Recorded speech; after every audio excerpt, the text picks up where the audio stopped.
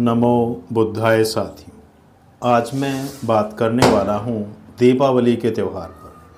क्या वास्तव में दीपावली बौद्धों का त्यौहार है या हिंदुओं का त्यौहार है? इस प्रकार का भ्रम क्यों फैलाया गया है?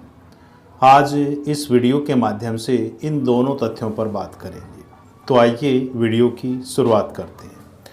कुछ वर्ग विशेष के लोग अपनी काल्पनिक मान्यताओं को दूसरों पर थोपने के लिए एक षड्यंत्र के तहत काम कर रहे हैं, जिसे दीपावली या दीपदान उत्सव जैसा एक विशेष नाम दिया गया है।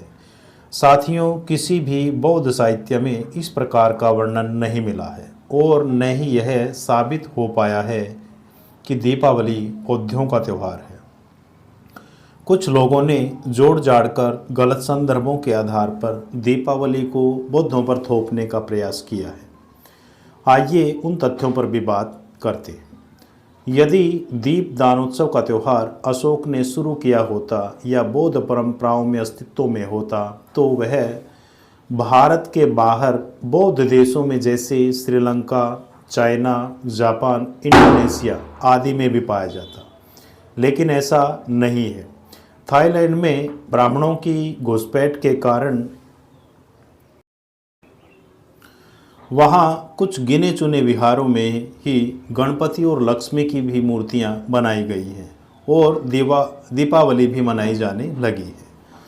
विशेष बात यह है कि श्रीलंका, चाइना, जापान, इंडोनेशिया आदि बौद्ध देशों में सम्राट अशोक जयंती, विजयदशमी, पूर्णिमाएँ, अमावस्याएँ, अष्टमी, चतुर्थी सारे त्यौहार मनाए जाते हैं और इन सारी तिथियों पर बड़ी संख्या में दीप भी जलाए जाते हैं। भारत के तिब्बती बौद्ध विहारों में भी यह दृश्य देखने को मिलता है। लेकिन दीपावली जैसा कोई भी त्यौहार उनके द्वारा नहीं मनाया जाता। आश्चर्य तो तब होता है कि अशोक ने बौद्ध धर्म की सारी घटनाओं की तिथियों का उल्लेख किया है, लेकिन उसने 84,000 स्तूप सारी दुनिया में बनवाए। उसने उन पर दिए जलाने का आदेश भी दिया। वह अशोक उस दिन की तिथि का उल्लेख करना कैसे भूल गया? ऐसा हो ही नहीं सकता। 84,000 स्तूपों का निर्माण अशोक का सर्वाधिक महत्वपूर्ण सपना था। अगर उसने वहाँ पर किसी विशेष दिन पर दिए जलाने का आदेश दिया होता, तो उसने उसका उल्लेख किसी न किसी शिलालेख में अवश्य ही करवाया होता। पाकिस्तान में स्थित शहबाज गढ़ी के स्तूप के शिलालेख पर धम्म विजय का उल्लेख किया गया है।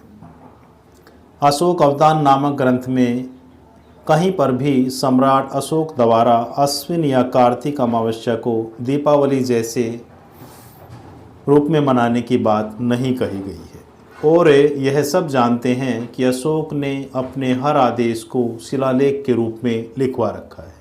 तब उसने इतने महत्वपूर्ण उत्सव की बात कैसे छोड़ दी? इस बात को जानकर बड़ा आश्चर्य होता है। राजा हर्षवर्धन लिखित नागानंद में कहीं पर भी दीपदान उत्सव को आश्विन या कार्तिक अमावस्या को मनाने का जिक्र नहीं मिलता है। दीपवंश और महावंश में भी आश्विन या कार्तिक अमावस्या को दीपदान उत्सव अर्थात दीपावली के रूप में मनाए जाने का वर्णन नहीं मिलता है।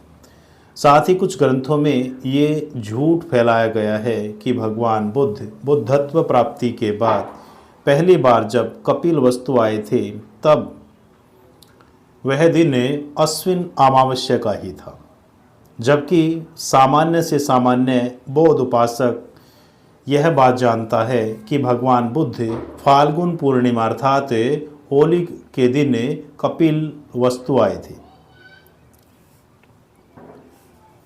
दूसरी महत्वपूर्ण बात यह है कि हिंदू कैलेंडर में दीपावली कार्तिक अमावस्या को दर्शाई जाती है, तो कुछ हिंदू कैलेंडरों में अश्विन अमावस्या को वास्तव में मध्य और दक्षिण भारत में विक्रम संवत के हिसाब से कैलेंडर तैयार किए जाते हैं और उत्तरी भारत में शक संवत के हिसाब से। इसलिए उत्तरी भारत के कैलेंडर में दीपावली कार्तिक अमावस्या को मनाई जाती है और दक्षिण भारत के कैलेंडर में यह अश्विन अमावस्या को।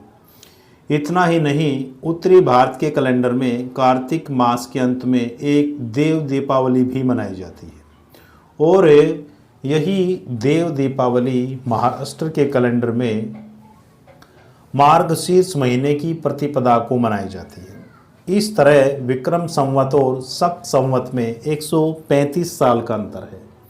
शक संवत बौद्ध राजा कनिष्क के द्वारा शुरू किया गया था, तो विक्रम संवत राजा विक्रमादित्य के द्वारा शुरू किया गया था।